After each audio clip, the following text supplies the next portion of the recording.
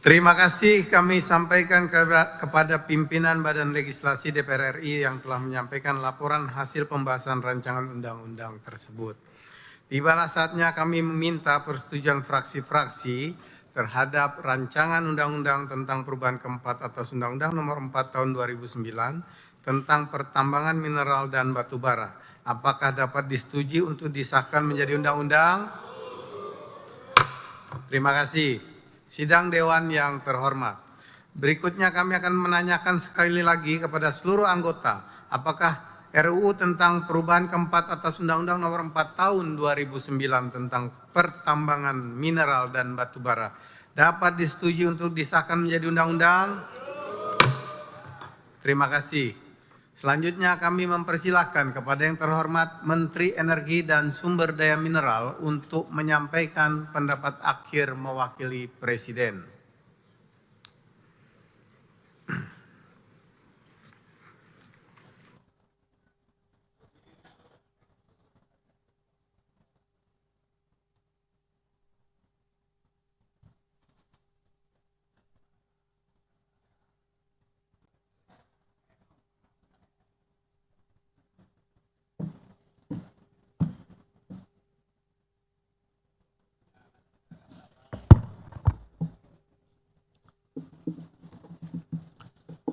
Bismillahirrahmanirrahim.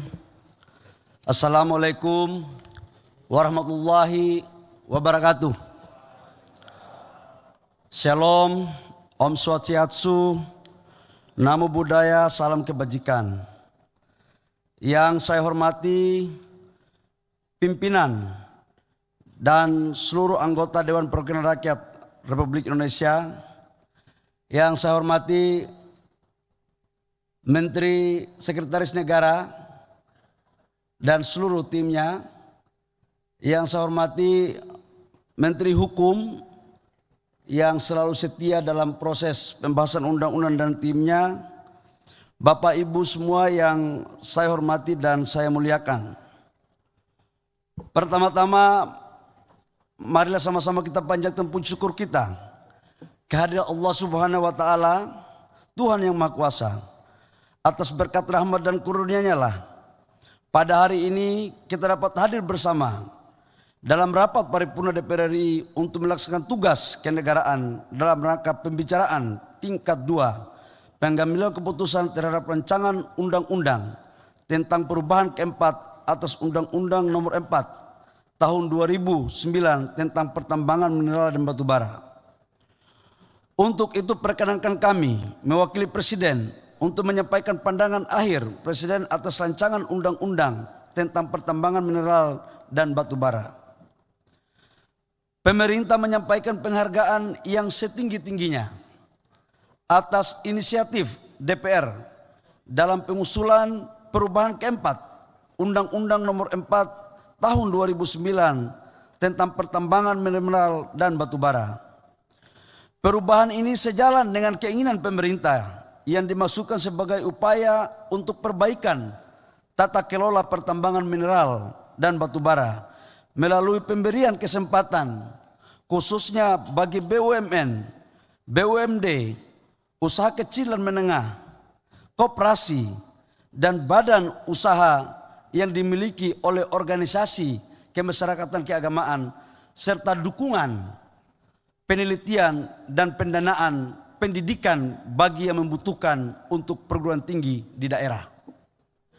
Ketua dan para anggota Dewan yang kami hormati, Indonesia merupakan negara yang mempunyai sumber daya alam mineral dan batu bara yang cukup banyak jenis dan jumlahnya yang memerlukan pengelolaan berkelanjutan.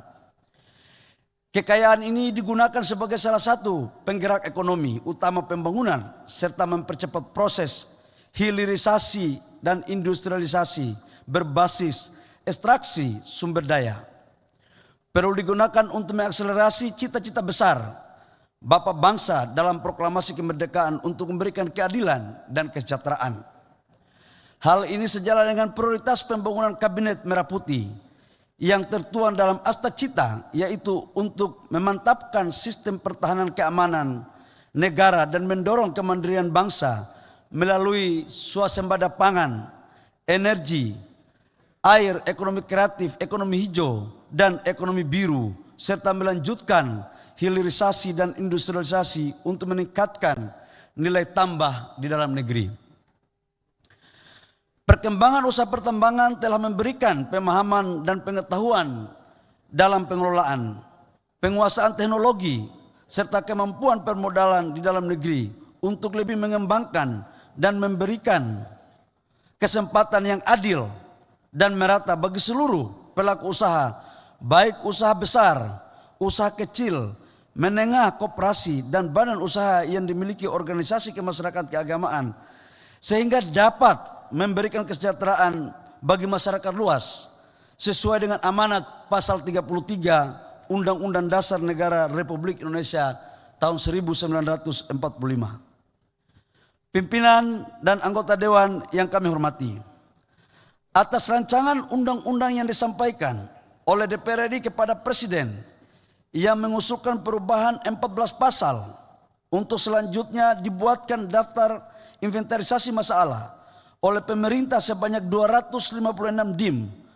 Dalam pembahasan yang lebih terperinci, terdapat kesepakatan untuk menyempurnakan undang-undang, baik mengubah pasal yang telah ada maupun dengan menyisipkan pasal-pasal baru dengan hasil sebagai berikut.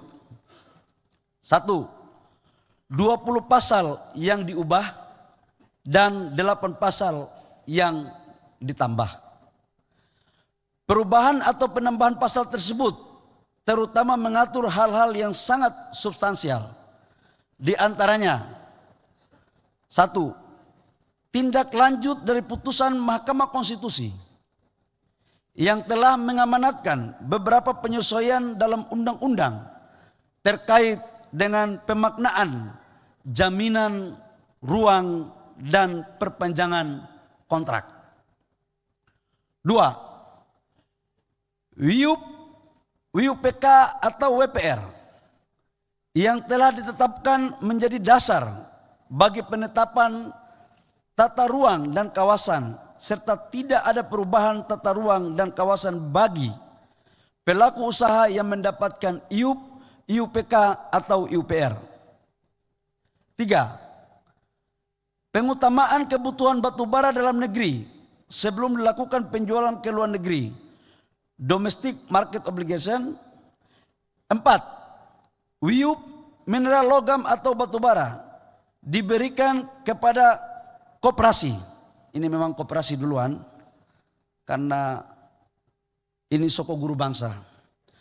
Badan usaha kecil dan menengah dan badan usaha yang dimiliki oleh organisasi kemasyarakatan keagamaan yang menjalankan fungsi ekonomi dengan cara pemberian prioritas. 5.